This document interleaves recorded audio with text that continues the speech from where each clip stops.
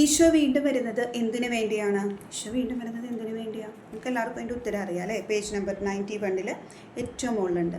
ഓരോരുത്തർക്കും സ്വന്തം പ്രവൃത്തികൾക്കനുസരിച്ച് പ്രതിഫലം നൽകാൻ വേണ്ടിയാണ് ഈശോ വീണ്ടും വരുന്നത്.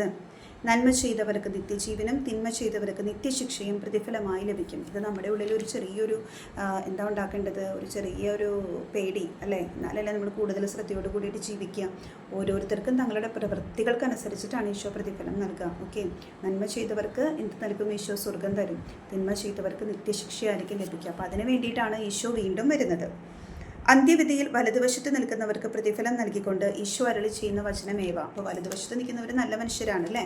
അവരോട് ഈശോ എന്താ പറയുക? പേജ് നമ്പർ 91 സെക്കൻഡ് പാരഗ്രാഫിലുണ്ട്. എൻ്റെ പിതാവിനാൽ അനുഗ്രഹിക്കപ്പെട്ടവരെ വരുവിൻ, ലോകസ്ഥാപനം മുതൽ നിങ്ങൾക്കായി സജ്ജമാക്കിയിരിക്കുന്ന രാജ്യം അവകാശപ്പെടുത്തുവിൻ. എന്തെന്നാൽ എനിക്ക് വിശന്നു, നിങ്ങൾ ഭക്ഷിക്കാൻ തന്നു. എനിക്ക് ദാഹിച്ചു, നിങ്ങൾ കുടിക്കാൻ തന്നു.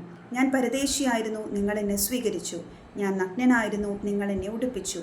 ഞാൻ രോഗിയായിരുന്നു, നിങ്ങൾ എന്നെ സന്ദർശിച്ചു. ഞാൻ കാരാഗൃഹത്തിലായിരുന്നു, നിങ്ങൾ എൻ്റെ അടുത്ത് വന്നു.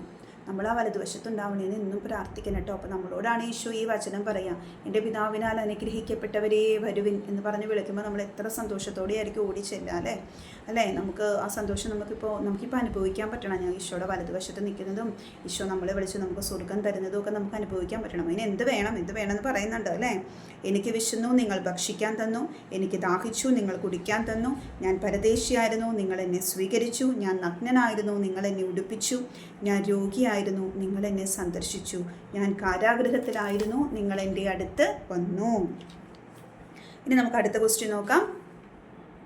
അന്ത്യവിധിയിൽ നാം സമ്മാനത്തിനോ ശിക്ഷയ്ക്കോ അർഹരാകുന്നത് എന്തിൻ്റെ അടിസ്ഥാനത്തിലാണ് നമുക്ക് ഈ ശിക്ഷയോ അല്ലെങ്കിൽ നമുക്ക് സമ്മാനമോ കിട്ടാൻ പോകുന്നത്?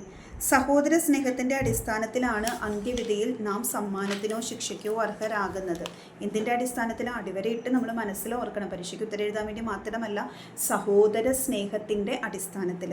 മറ്റുള്ളവർക്ക് ചെയ്യുന്ന നന്മ ഈശോയ്ക്ക് തന്നെ ചെയ്യുന്ന നന്മയായും മറ്റുള്ളവർക്ക് ചെയ്യുന്ന തിന്മ അവിടത്തേക്കെതിരായി ചെയ്യുന്ന തിന്മയായും കണക്കാക്കപ്പെടും. നമ്മുടെ ചെയ്തികൾ തന്നെയാണ് നമുക്ക് രക്ഷയ്ക്കോ ശിക്ഷയ്ക്കോ കാരണമായി ഭവിക്കുന്നത്. ഓക്കെ, അപ്പോൾ നമ്മളിപ്പോൾ ചെയ്യുന്ന പ്രവൃത്തികളൊക്കെ നന്മയാണോ തിന്മയാണോ എന്ന് നമ്മൾ തന്നെ ഒന്ന് ചിന്തിക്കുക. ഈശോയുടെ വലതുവശത്ത് നിൽക്കാനുള്ള കൃപയ്ക്ക് വേണ്ടിയിട്ട് പ്രാർത്ഥിക്കുക, അതിനനുസരിച്ച് പ്രവർത്തിക്കുക. അടുത്ത ക്വസ്റ്റ്യൻ ഓക്കെ നമുക്ക് നോക്കാം കേട്ടോ. അപ്പോൾ ഈ ക്വസ്റ്റ്യൻ ആൻസർ ശ്രദ്ധയോടുകൂടി വായിക്കുക.